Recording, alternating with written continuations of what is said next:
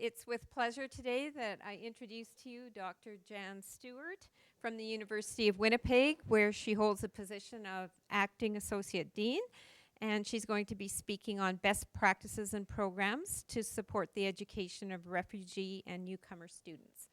So we've had quite a theme of that today, and it's going to be exciting to have this session. Thank you. I must tell you, I've presented refugee education issues in former MERN sessions, and they've always been diverse, different presentation styles. So the last time I sat by myself at the University of Winnipeg and talked to a screen, and apparently there were people behind it, but I wasn't really sure they were actually there. So a new, different way of presenting for me today. So hopefully the live streaming works well, and we can all connect and hear everything and from everybody else as well.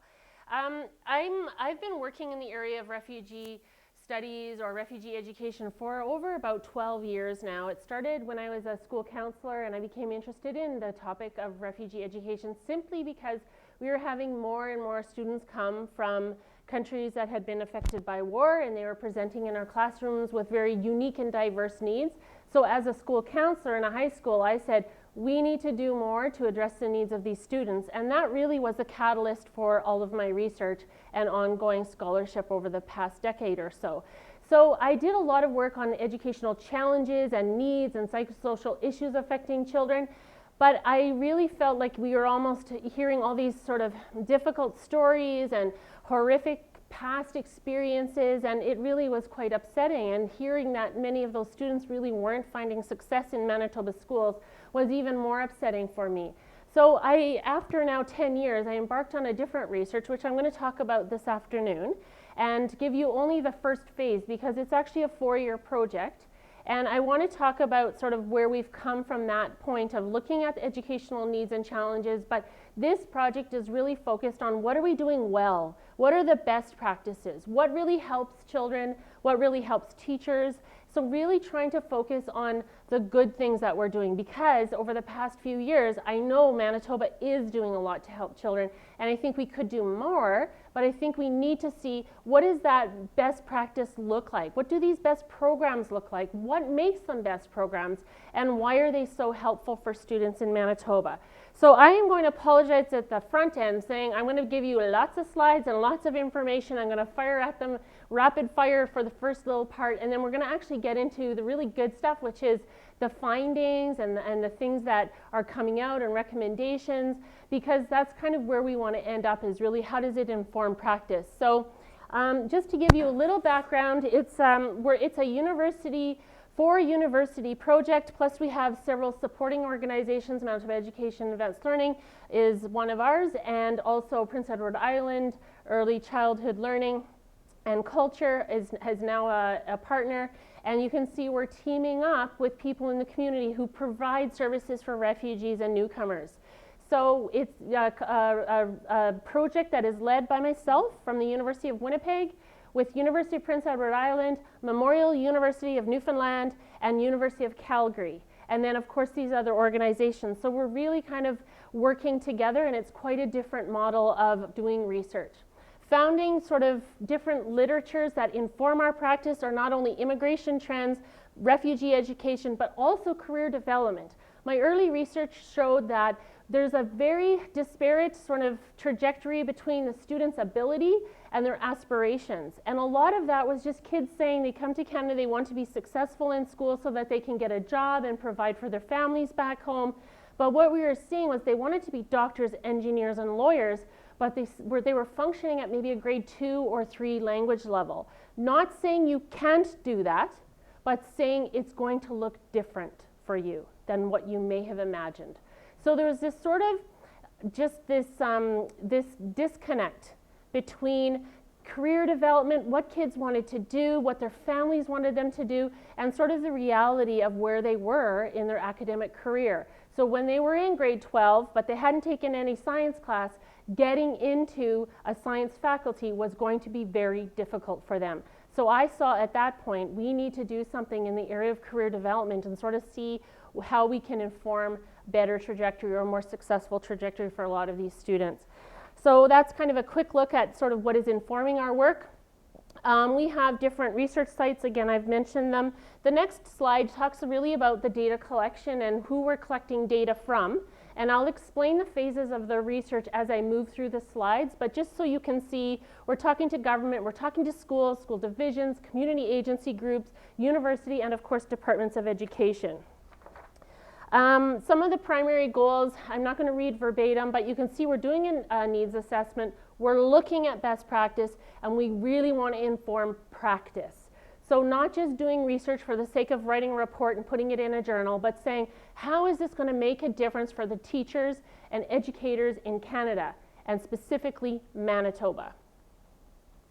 So just a little bit of background, and for some of you who are in the last session, we also talked a little bit about some of the background, so I'm not going to go into it, but you can see it really hovers the number of newcomers settling into Canada around 240,000. By 2031, Statistics Canada says about 30% of the population will be visible minority, and the most important thing for us to know as in the education field is this number of the students under 15 or around 15 years of age. If you look at some of the trends, you can see it pretty much stays consistent across the years. And Manitoba context, you can also see we would have probably about 120,000 new immigrants since 2000, which is sort of when the government made a concerted effort or priority to increase significantly the number of refugees coming into the province. Now, what's interesting about why we're doing the research we're doing is we do care, but we don't really want to keep focusing on the Toronto, the Vancouver, and the Montreal. We want to take a look at what are these smaller city centers doing or mid-sized city centers doing? Because we know in Winnipeg we have a fantastic holistic model of helping students. So how do we take a look at that in the context of maybe these other smaller city centers like Charlottetown or St. John's, and really saying, well, what are they doing? Because they're just starting to get the number of immigrants coming into their country, into their province. So my colleagues at University of Prince Edward Island, I was just presenting to about 150 teachers last month, and they had 70 newcomers in their province. Well, with the increase in the Syrian refugee crisis and responding to the needs of the Canadian government, that number was jumping to 300 families. So you can imagine what that will mean for those school systems. So they go from this small number of pretty contained, where they can do pretty one-on-one, active practice with students and their families, to now 300 families. Do you know what that means in terms of numbers? Some of those families are 9 and 10, parents and students inclusive, or parents and children included. So that number is going to surge. So of course they say we need to get ahead of this. So we're looking at sort of across and the trends that are happening. We can just get a quick look here, and I'm not going to read them all to you, but you can just see the numbers of immigrants coming in different classes of refugees. And the last presentation also talked about the difference between a refugee and an immigrant, and I'll highlight that in just a moment.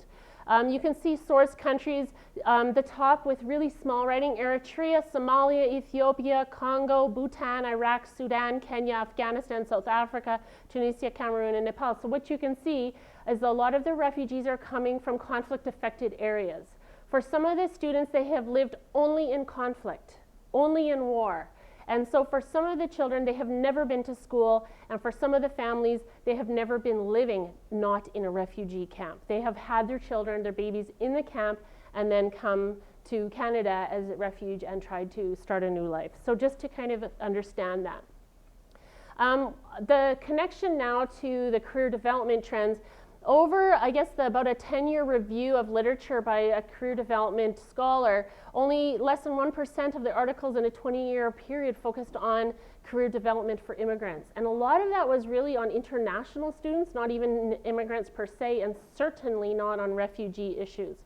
Another issue we need to kind of highlight is the school and the importance of it being a system of support to students. So it's one of the first environments where the students are interacting with Canadian culture. So therefore the school plays a very dominant and important role in that child's development.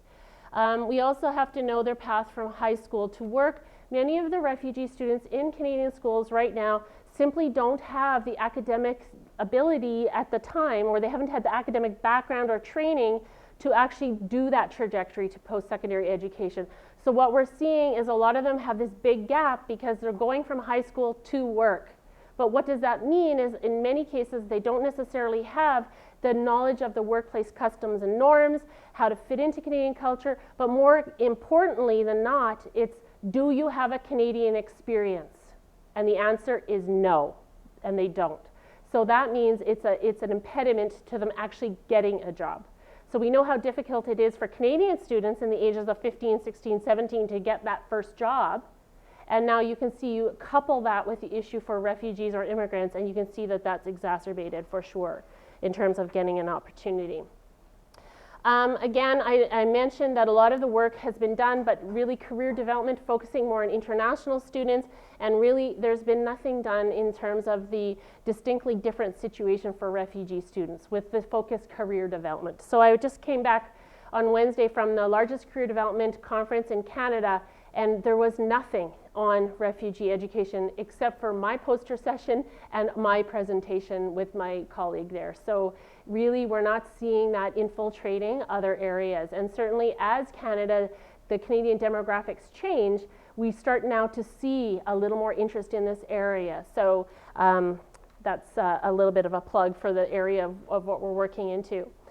Again, forced displacement, relocation to another culture adds to the complexities of career development. And I can talk a little bit later on about what does it really mean to be a refugee and the concept of work and the concept of culture and how that complicates the process for many students.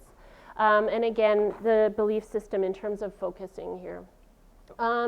We have to remember too that just living in a diverse country or a diverse city does not mean that you're included in that diverse city. And that's something we need to remember. So kids will often say, yeah, we go to a diverse school, it's multicultural. Yes, but you're coexisting, you're not interacting with one another. So that's where we're sort of seeing a difference with those kids. And again, social inclusion depends on the quality of those interactions and I think that you probably know that already. So we have to ask ourselves, are you welcome? And this is where I kind of get into a little bit of the quotations from people. I'm going to read this just because it's kind of small and I apologize, but I like to do that. Not apologize, read the slides. Because I like to bring forward the voices of the people that I interviewed as opposed to my interpretation of what they have said to me. I think that in general, because of what consists of Canadian society, there's a good potential of being welcoming, but I think that everybody looks after their own things first. I think that the general education is needed about the facts of being refugees. In the media, whenever there's something about foreigners, it's always connected with something negative. So either there are those terrorists or those people taking our jobs, our healthcare. So yes, there are some terrorists in Syria, but look at those people there. They are refugees that have come from Syria, those Syrian people who are right now successful, who are running businesses, who are helping, who are growing their kids, who are thankful to be in Canada. This interview actually took place before all the media attention to the Syrian refugee crisis. It was from one of the NGO executive directors. So our project called Bridging Two Worlds, we want to look at best practices. We want to support refugee newcomer career development for refugee and newcomer youth. We also want to take a look at that reciprocal process of interacting and learning from one another, because it's not just the refugee's job to fit into Canada. There is also a role for the Canadian students and the Canadian parents to help refugees integrate into Canadian society. It's not a one-way process, and I think sometimes people do look at it as such. You're in our country, you need to act Canadian, you need to integrate with Canadians. Well, it's not that easy. Canadians, there's a lot that we can do to also facilitate that process of integration. And I talked about making some more kind of really practical suggestions. Just a very quick look. This is 6 phases of the research project spanning over the next 3 years. We're done phase 1 and phase 2. 40 interviews of the ecosystem, and again, we're looking at Bronfenbrenner's model. I'll put up a slide later that shows you that our intention was to do 50 interviews with people in the school system. It exploded to over 150. I think we're at about 155, 160 now, simply because we don't want to turn anybody away, and people are very interested in becoming a part or having their voice heard in the research project. So we're extremely happy about that. It's just kind of depleted our research funding because all of the transcription costs of doing all of these interviews, but we think it's well worth it. After this, we're going to be looking at development of PD courses. We have a regional focus group in each of the 4 city centers where the experts are going to come together and take a look at policy and recommendations for practice. And then we have a national focus group in Winnipeg that's going to pull in all these regional focus groups to come into our city and to really talk about things, where we'll be inviting the people who are influencing policy and practice in the country. And then, of course, phase 6 is developing career development resources. So not only are we looking at, research, but we're also looking at how to develop strategies for helping some of these kids learn about career development, learn about hopes and dreams, learn about what they can do in Canadian society. So really trying to fill a gap in services and resources to meet what we have identified in the project. And this is also going to be a summer institute co-taught with Manitoba Education in the summer of 2017. Again, this was phase 1, really what I'm reporting to you today, which is the settlement workers. I'm not talking so much on the school, so you'll have to stay tuned for next year at MERN, and I can present the next phase of it. So you'll maybe have to hear me and see me for a few years now, just because I know you'll all like to do that. So anyway, in settlement agencies, we access 24 agencies who work with newcomers in phase 1. We had we did in total about 50 interviews with settlement workers, and those varied in terms of what their role actually was in the settlement organization. It could have been a program developer, a youth agency worker. So just to use that, I mean, if you'd like more definition of terms, you can certainly read a much longer report, but just for today's purpose, you can know we just called it settlement workers. We found findings for phase 1. Integration is a two-way process. And I made a reference to that already. It's not just the one way. Canadians have a role also to play. Acceptance goes beyond tolerance. So we're not tolerant of each other. We need to be accepting of one another. We don't just put up with you, we accept you, and we are compassionate, and Canadians are compassionate. So just these are words that have come up through some of the interviews. And the other finding really about integration is the community needs more support. They simply can't do it on their own, and now even with the increase of refugees coming to our province, that is even more pronounced now because of the numbers, and simply, there's things that we don't even think about when we're planning, and when you have sort of a subtle integration plan or refugee movement plan, your housing kind of goes this way, and then those people move out to more permanent housing, and then temporary housing becomes freed. But what we're seeing in our province right now is absolutely no housing for people who are coming here. So where are they going? So are we going to put them into hotels? What does that mean for the family of 9 coming into a hotel? Your children are down the hallway? Is that going to be the best solution? Also, just proper planning. So I meet with a mental health refugee support group that all gets together about once every month. And they were saying with the 70 refugees that have come already from Syria, 2 have already been taken to the emergency ward with very severe frostbite and will lose limbs. Because we haven't done the right program with them or given them the right information. We've just brought them in and kind of hope for the best, but we don't think about all of these things that as Canadians, you have to have a toque, hat, you have to have mitts, a scarf, and be dressed for winter, because that bus may not come in 10 minutes like it's supposed to. It may come in 30. And so, there's these things that we need to look after, and that's really part of integration. So we think we're doing a good job, but then there's all these little holes in how we address the needs and things that we need to think about to make sure we're doing the right thing. Let's move on here. Well, most people are saying, I have trouble integrating because I've never been raised in an environment when I got to meet lots of people from other cultures and got to know them. We marginalize people. We mock them or they mock us, and so I feel uncomfortable and unsafe. So you're hearing some of the words of these people. Integration and bias. People can just say, Maharaja, it's hard to say in English. I think people would be mortified if they even realized unconsciously that's how they were filtering out job applicants. But that's what happens. Yeah, we've got a long way to go. It's an uncomfortable topic in a place like this because we're so nice. We're Canadian. We would never do anything wrong. I tell some newcomers that if they want to be considered for a job, change their name. It's sad, but they won't get looked at with a name that looks different. So although we're saying these things, this is the director who hears the stories of the people that maybe don't come across our desk. Community development. It would help to create a stronger sense of community. You have some communities that are homogeneous and they're not diverse at all. I think this needs to be done on a larger scale as well at the community level to help create more inclusive and supportive neighborhoods, neighbors providing support and role modeling to each other in an informal way. And then the community, the importance of story.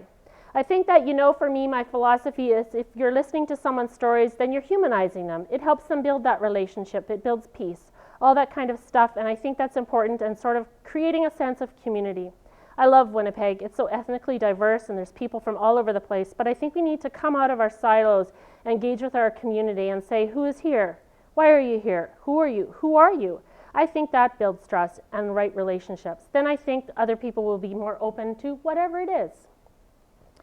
Okay, so another phase, and I'm not going to dwell on this much more because we really can't do much about this at the point because of funding and the fact that a lot of the programs simply aren't sustainable. We might have a great program for 1 or 2 years, funding's lost, the program's gone, no one's running it. So we seem to really need a long-term sustainable plan for integration and support for newcomers.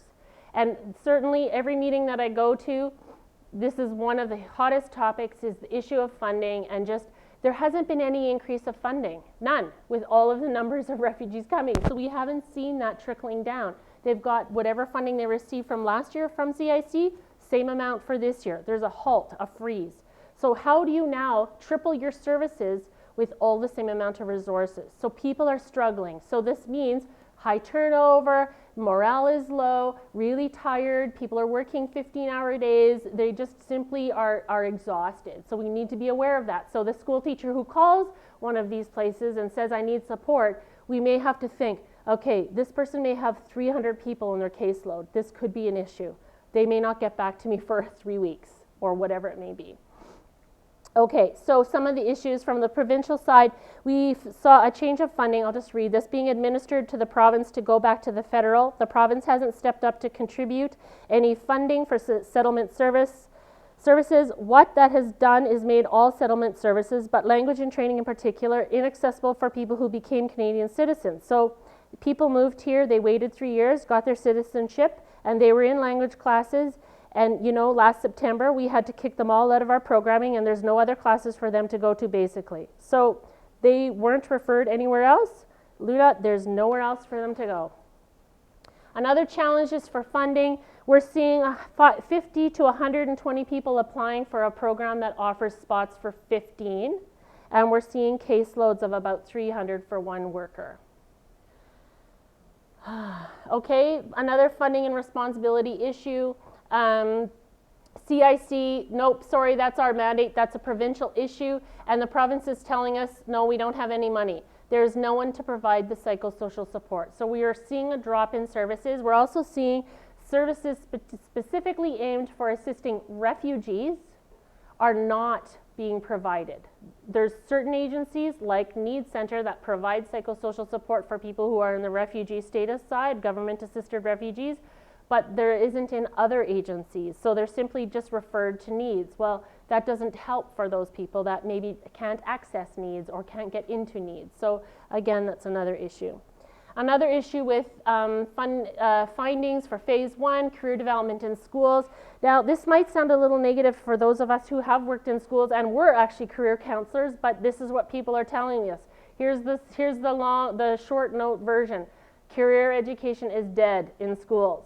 That's what people are telling us. It's non-existent. Now we know certain schools, Adrienne is doing great work in Louis Riel School Division. We know that there are things happening, but we're saying that the people that we're talking to are telling us there isn't career development or career education in schools. That's what the participants said. So I'm sure we could look hard enough, we would find little pockets of different programs that are probably stellar, but right now, this is what people are saying. Or perhaps their envisionment for what career development should be is not really what is being done. So counselors are typically the things that get cut. They are usually doing crisis interventions. They're not worried about career counseling. It's often our thing. Part of the reason we do it in the way that we do, that we try to show people that career development is not something that you do in grade 12. It's a lifelong process. It's not just about a good job. It is life development. And that's really what we're trying to show in this project is there's a big difference between a job and careers. Career is everything about you. Career is your hopes and your dreams and who you want to be and how you want to live your life. Whereas a job is very specific. And sometimes people think career development is just resume building and interviewing skills. It's not. It can be so much more. So that's what we really want to develop here, is we want to go beyond all those traditional kind of job seeking type skills and really say, who are you as a person, using art, using different modes of helping kids. So we really want to extend the notion of what we typically conceptualize as being career development. The person who taught me that is a really interesting man from mental health. He runs a mental health program in an apartment block in downtown Winnipeg. And none of these people all live in this apartment block, but many of them never came out of their apartments, ever. So they lived alone with mental illness, and they never came out. So he got funding, and he started an art group in the apartment. And these people are coming. And the things that they're doing are amazing. They actually, the day I went there, they had all these recycled materials, and they were building this beautiful artwork out of it. And then he had people coming in from the community teaching people how to do beautiful art. And then they were selling their art in downtown Winnipeg. And these people were having pride in the work that they were doing. But it was just one example of using a different modality for bridging people together or helping people integrate with one another. Okay. Again, I'm going to move on over this one. Very recently, people in the education system did not understand that and what do middle years teachers know about career development. This sounds kind of negative, but it's a person who's working as an NGO in the program, really saying maybe he doesn't know what's happening, but this person runs a career program and really saying teachers aren't understanding. Because if you take a look at most of the teachers in Manitoba, our path is generally often very similar, and we often stay in our jobs.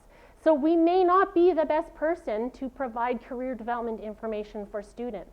But anyway, this is just saying they're ill-prepared emotionally, they're professionally prepared, intellectually, and almost every way to do career development. It's a very negative statement, but I think we should listen to this person who's a member of our community and say, maybe there is something that we can do. It may not be this bad, but it's something we need to pay attention to.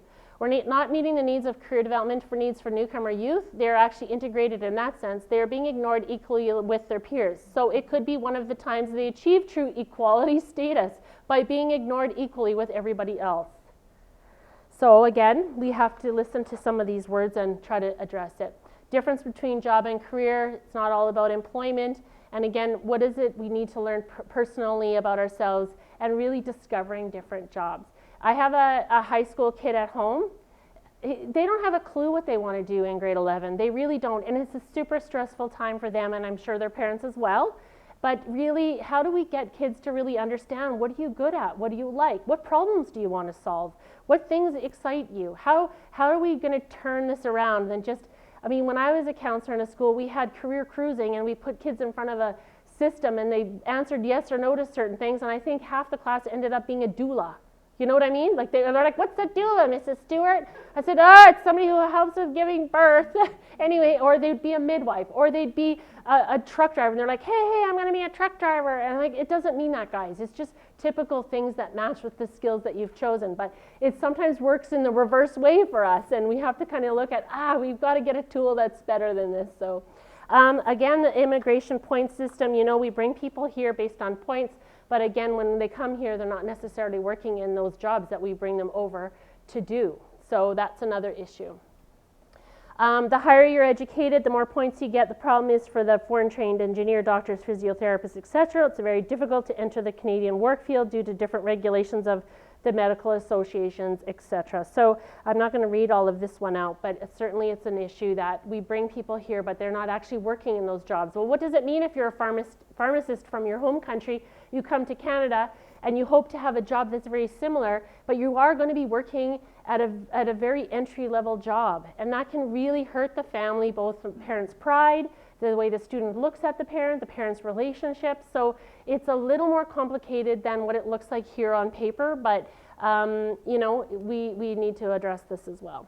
Foreign training, educated teachers, credentials being certified. Again, we have to find more creative ways when people are coming here to look at credentials and look at how we find a good fit for them so that they're not here. And it shouldn't take 3 generations to get on your feet, right? Resources, challenges, funding, staff, programs. I mean, this is repeated in almost any agency that we talk to. Again, challenges for resources. The child approach with extremely limited resources, limited staff, limited space. Children are just crawling through and they're not getting what they need. Citizen status, again, there's a difference between government and private sponsored, and the difference between immigrant and refugee, and that has a huge impact. If we now sort of hone in on the refugee experience, what could that really mean for their concept of work or their concept of school?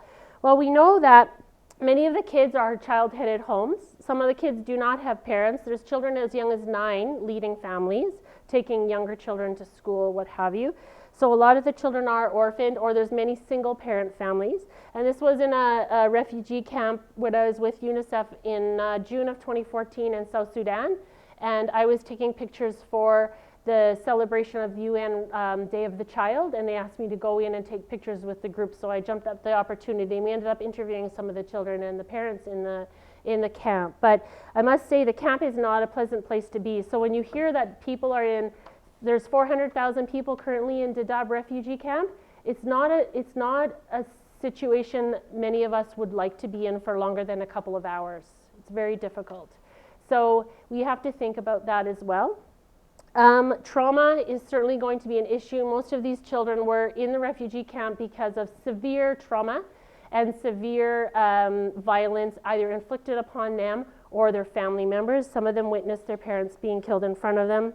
So obviously lots of loss or family separation, really not knowing where people were. And work ethic and resilience, you see a different attitude. It's almost like in the refugee camp you'll see little mini economies popping up everywhere. And this here on the left or the right hand side, well, left hand side is a boy collecting water. He has a job, that is his job in the camp.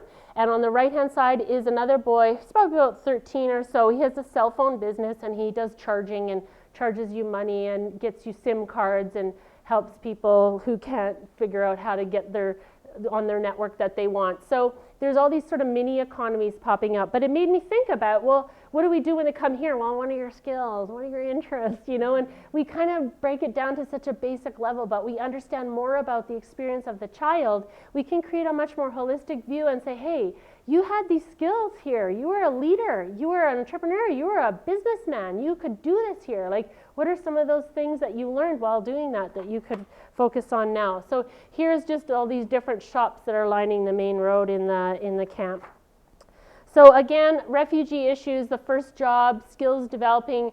A lot of the people who are here to get the first job, they're not even working in positions where they are working on their communication. They're not maybe at the storefront, they're at the back. So we have to think about those as strategies for giving people the job at Tim Hortons, but they should be working at the front where they're improving their own skills.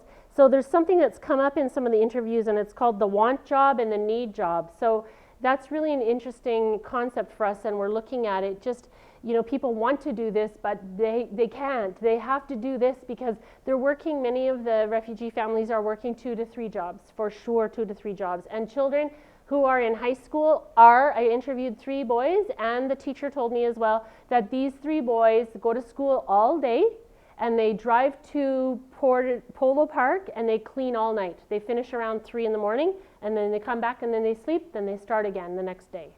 So these kids in high school are expected to work, they have to provide for their family. So this is the reality of what's happening in some of our classrooms. So you've got very tired kids, very focused children who want to get a job and be successful in Canada, but really lots of things running against them. And of course that often complicates their success in school. And some simply just pull out of school because it's just too complicated to continue doing that. Sometimes what happens is newcomers will just take the first job they can get, whether it's a good pay or whether it's qualified, because they need to have that income. Okay, I'm moving on here. Cultural conflicts. Someone working in a personal care home, and she has to wash pots, and they cooked pork in the pot, and she was Muslim, and she said no, no, no, and they said, well, if you can't do this, you can't work here. So this this mom was fired simply because there was a cultural disconnect and she was just not prepared or didn't know how to explain herself properly. Or they didn't know how to hear her properly. I think that would be a better way to say it. Limited interaction. A lot of the kids that I work with, when I ask them what kind of careers do they want, they will say police officers, nurses, teachers. So obviously it's the people that they're having contact with on a regular basis and who are people giving them ideas for the career plans that they would like to have. Now this is, if you can remember when I first started talking, that's exactly what I was finding out 10 years ago, and I was really hopeful that this had changed. But it seems like we're still really kind of stuck in this rut, so we haven't really expanded it. But I'm really hopeful with some of the apprenticeship initiatives and job work shadowing, etc., that some of that is going to be changing. So I'm hopeful. Again, navigating a new environment is also going to be an issue. Just, well, have you actually seen this before? So kids who are just, you tell them, meet me here at this store, but they're not even sure what this store actually is. So they're saying, let's meet at Safeway. They go, I don't know what Safeway is. Then what are they going to go to get into if they have to go try to get this job? So just another issue is that sometimes the things that we're taking for granted are just really not in that person's world. Again, just a couple of things in terms of what I realized from this first phase is we need to explore step one more thoroughly, which is, who are you? What are your hopes? What are your dreams? And carry that through absolutely every phase of the career development process or the school process or the education process, is really focusing on who you are as a person. So a lot of the refugees we were finding, they were explaining that they really didn't have a concept of themselves as a person. They lived in a collective society, they were told what to do and when to do it, and they didn't have this notion of who I am as a person. And that really came through a lot of the interviews. So now we're thinking we need to do more work in this area and really talk about who are you as a person, what do you like, what do you dislike, what makes you dislike it, etc. Jumping to internships without a clear knowledge of self provides little meaning. Work norms and expectations are ingrained in our upbringing and culture. What does this mean for the refugee student? Again, there's still an incongruence between abilities and aspirations. And then what do we do when survival trumps dreams?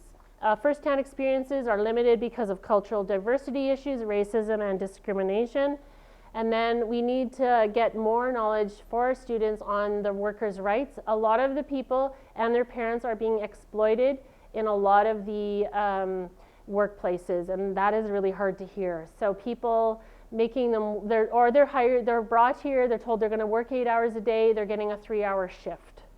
So I won't name any names, but we know that, there's different operations happening throughout the province that really, they pull people here, but they're not being treated fairly, and those workers don't know where they can go to find out about their rights, so that's an important part. Parental pressure from their own parents to be getting jobs, to be successful, so lots of pressure. Limited opportunities for language learning. Conflict with culture and doing certain tasks was an issue, and conflicts with cultural norms like handshakes, etc. So I got tested with this issue, and I had to really, give myself a tunk on the head, because I was advertising for an intern to start in January. And so we had 3 people that were interviewing, and there was a man and 2 women. And so we set up these interviews, and I had them all organized for this one day. And so the man sent me an email saying, Jan, I'll be there at the interview, but just so you know, I have a cultural accommodation, and I won't shake your hand.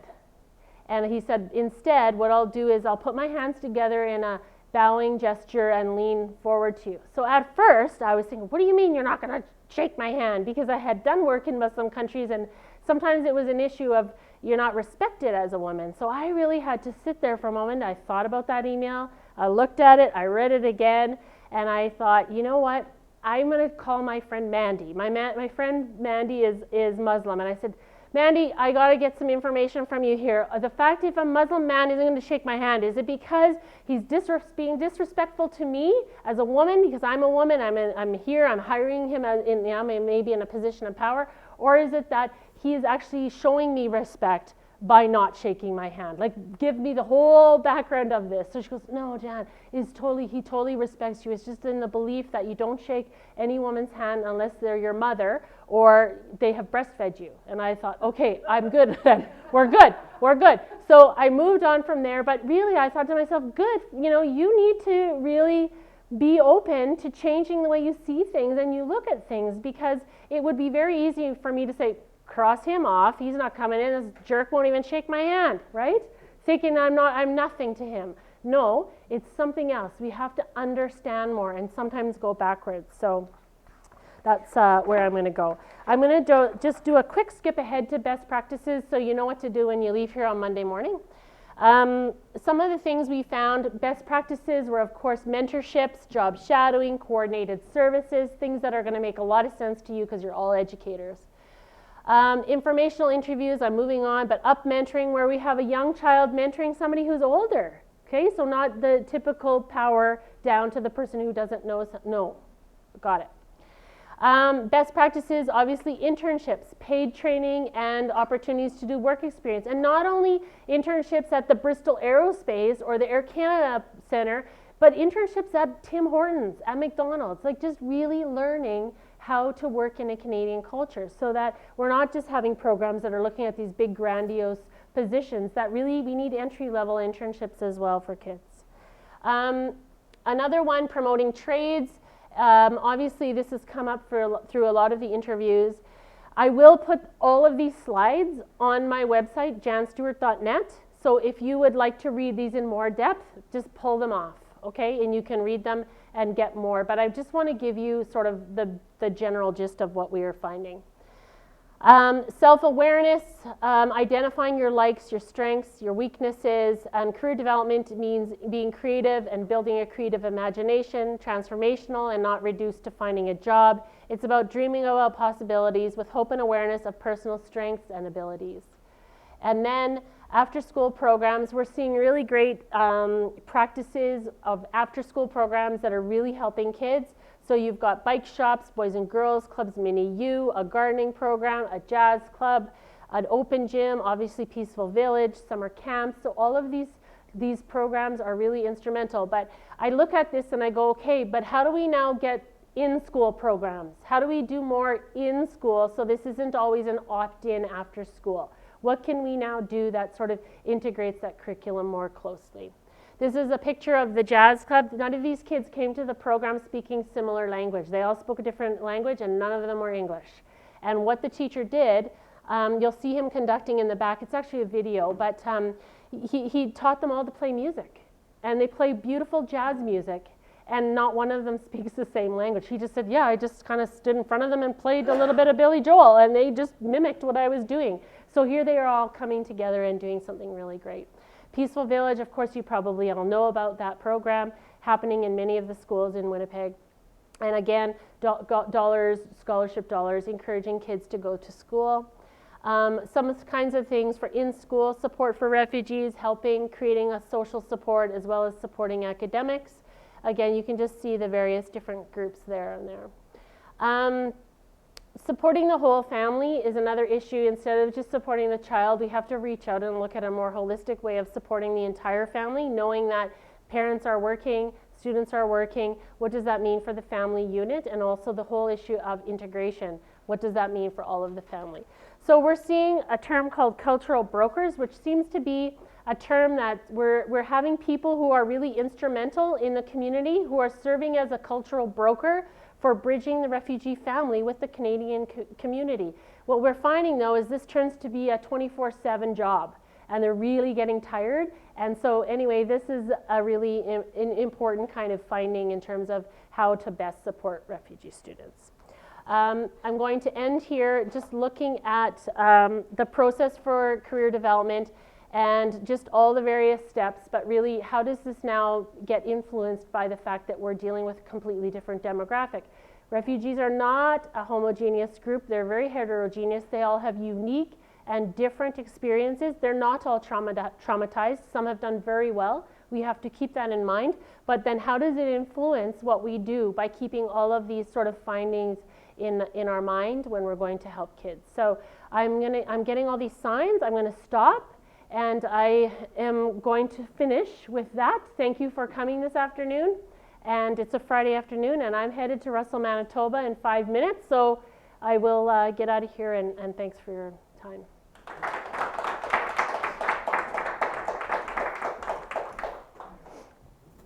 Thank you so much, Dr. Stewart. On behalf of MERN, we have a small token of our Thank appreciation. you. Thank you. I have to let you go now, I suppose.